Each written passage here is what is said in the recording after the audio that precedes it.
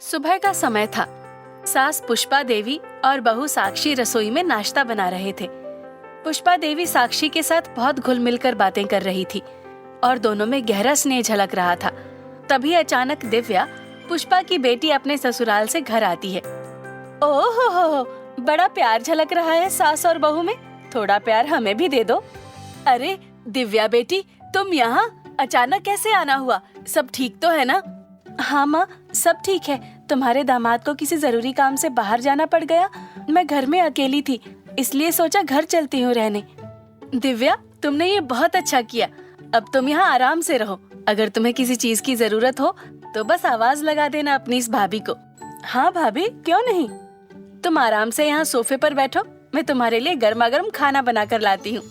थोड़ी ही देर में साक्षी टेबल पर सभी के लिए खाना लगा देती है। सभी एक साथ बैठकर खाना खाते हैं।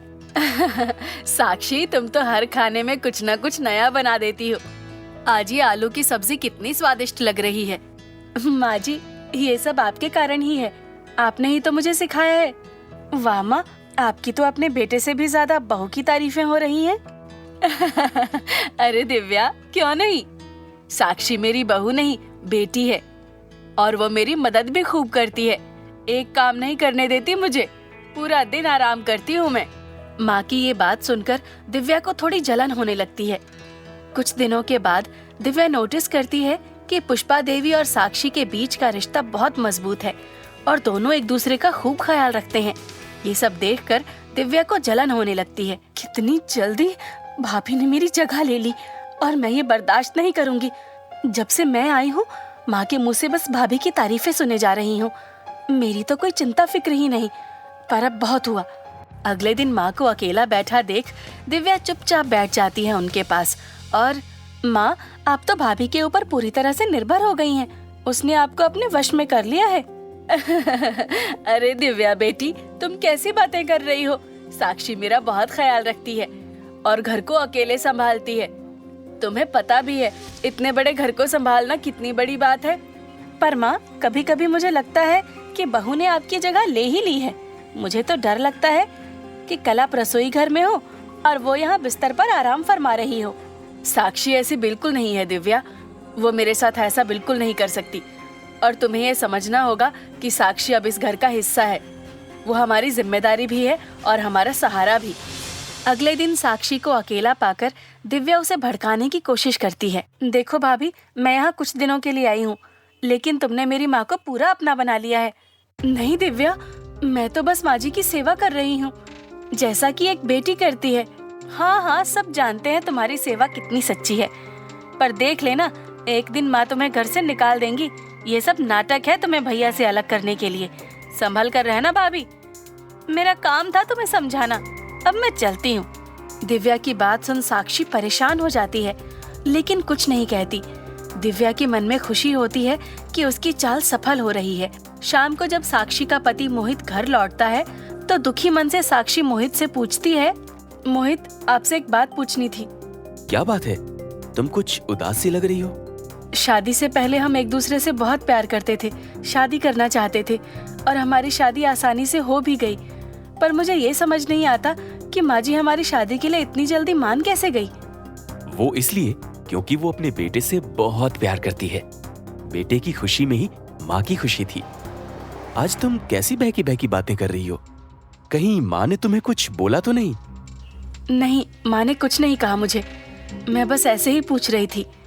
दिव्या बार बार पुष्पा देवी और साक्षी के बीच गलतफहमियां पैदा करती है।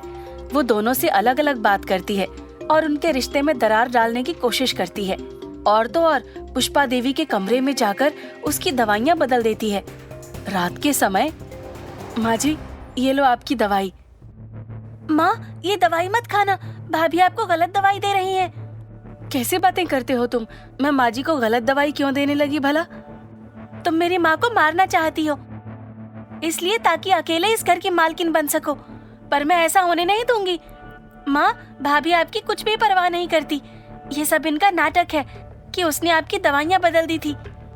ऐसा कैसे हो सकता है? साक्षी तो बहुत जिम्मेदार है। हाँ हाँ, पर एक बहू आखिर बहू ही होती है। वो कैसे आपकी बेटी बन सकती है? पुष्पा देवी के मन में हल्का सा शक का बीज लग जाता है। और वो साक्षी पर थोड़ा गुस्सा करने लगती हैं। साक्षी, कल तुमने मेरी दवाइयाँ क्यों नहीं दी थी? माँ जी, मैंने तो समय पर ही दवाइयाँ दी थी। नहीं, मुझे ऐसा लग रहा है कि तुम थोड़ी लापरवाह हो रही हो। पुष्पा देवी की बातें सुन साक्षी के दिल में तकलीफ होती है और दोनों में गलतफहमी बढ़ती जाती है। दिव्या ये देखकर मन ही मन खुश होती है। एक दिन दिव्या फोन पर अपनी सहेली से चुपचाप बातें कर रही थी। अरे अंजलि, तुम्हें पता है मैंने भाभी और माँ के बीच कैसी फूट डाली है? तुम सुनोगी तो हैरान ही रह जाओगी। दोनों एक दूसरे को बड़ा प्यार मोहब्बत बरसाने में लगे थे। मैंने दोनों में ऐसी लड़ाई करवा दी कि अब दोनों एक दूसरे की सूरत भी नहीं देखेंगे। दिव्या को बिल्कुल भी खबर नहीं थी कि पीछे मोहित खड़ा है और वो दिव्या की सारी बातें सुन लेता है। दिव्या! क्या हुआ भैया? मैंने तुम्हारी सारी बातें सुन ली है। शर्म करो, कुछ ऐसा करते तुम्हें जरा भी लज्जा नहीं आई? मुझे शर्म आती है तुम्हें अपनी बहन कहते हुए। अपने भैया का घर बर्बाद करने चली थी।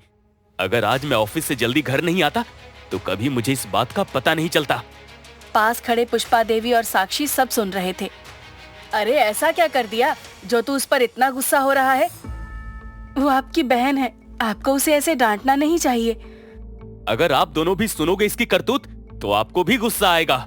दिव्या सिर झुकाकर डरी और सहमी सी खड़ी थी।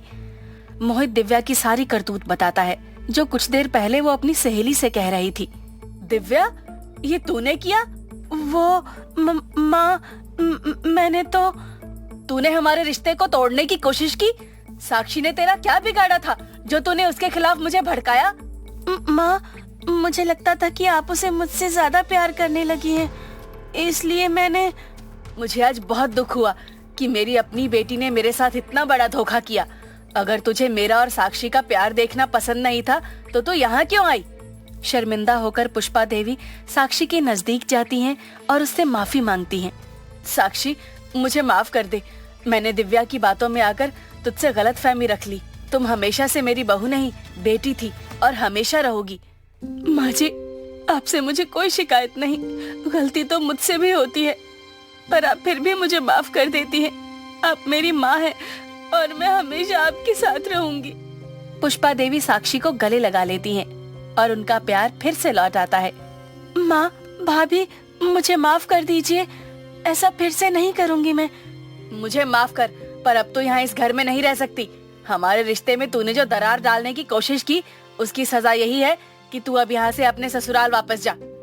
माँ जी, दिव्या को माफ कर दीजिए। उसे अपनी गलती का एहसास हो गया है। वैसे भी बड़ों का फर्ज है छोटों को माफ कर दें। साक्षी के बोलने पर पुष्पा देवी दिव्या को माफ कर देती हैं और फिर से उस घर में सास बहू का प्यार जाग जाता है।